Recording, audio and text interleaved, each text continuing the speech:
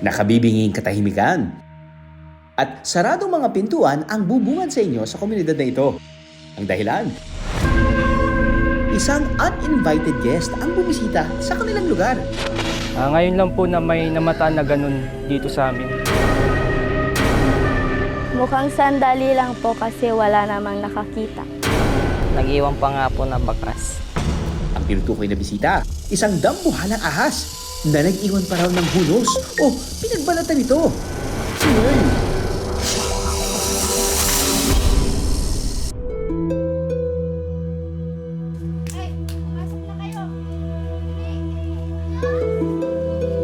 Mula February 28, hindi na raw makatulog ng maayos ang mga residente ng Barangay Bued sa bayan ng Calasiao sa Pangasinan.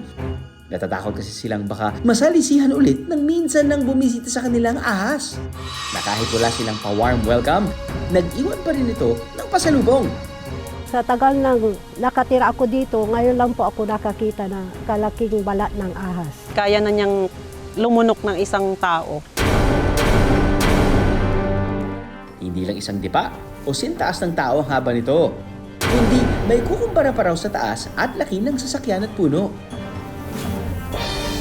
Tansya ko talaga dahil kami ang nagsukat noon, isang kawayan, mahabang kawayan. Para na siyang isang puno ng nyug. Ang natagpo ang balat ng ahas ay nasa 16 feet pero ito ay putol pa. May kukumpara ito sa isang truck kung ganun kahaba. Ang unang nakakita sa balat ng ahas, ang 60 taong gulang na magsasaka na si Tatay Pablo Paraino.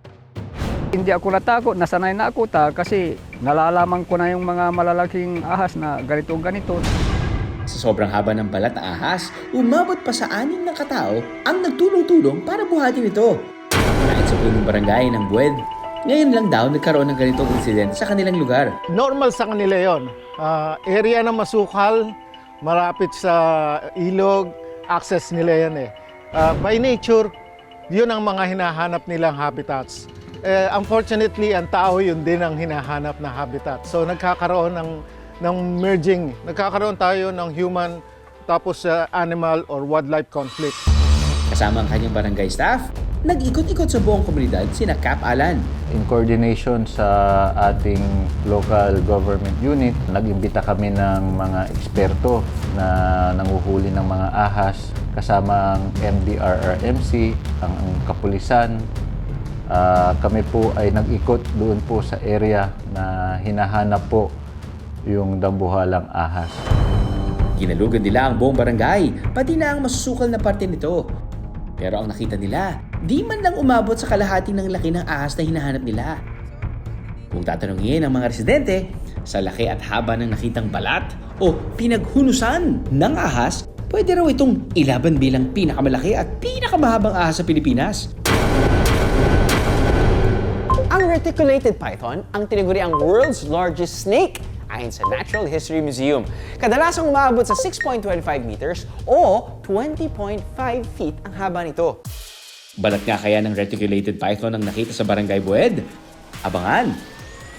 Namataan naman di umano sa Amazon Rainforest, sa South America ang pinaniniwalang pinakamahabang ahas sa buong mundo. Ang nakita ng TV wildlife presenter na si Professor Freak Vonk na green anaconda ay may habang 26 feet at may timbang na 440 pounds. Sinlaki rin daw ng ulo ng tao ang ulo nito. Singhaba ito ng halos 2 sasakyan at sinbigat naman ng isang adult horse. Ang tanong, anong uri ng ahas kaya ang may-ari ng nakitang balat? Bala ng sawa siguro yan kasi yung bala niya parang may bilog-bilog na medyo malaki-laki. Ang sabi po sa amin ng mga eksperto at ng DNR, nung in-inspection nila yung balat ng ahas, ay maaaring isa po itong Burmese python. Hindi po siya reticulated python. Ang tingin ko, hindi siya retic dahil yung sa lapad niya. Pag nag-shed, merong faint markings kung retic. Yung Burmese, hindi ganong kita. Para mawala ang pangamba ng mga residente, sinigurado ng kanilang kapitan na bantay sarado ang barangay kung sakaling bumalik ang dambuhalang ahas. Naglagay po kami ng mga warning signs na maraming ahas doon sa lugar at nag-conduct din po kami kaagad ng snake awareness sa mga residente. Kung makakita ka ng ahas, i-avoid mo yung direct confrontation na lalapit ka, lalong-lalo na kung hindi ka eksperto o wala kang alam doon sa klase ng ahas. Sa panahon ngayon, kaliwat kanan ang pwedeng magdala ng peligro. Kaya laging magmasid at maging alerto para maiwasan ang paggapang ng matinding problema na maaaring idulot nito.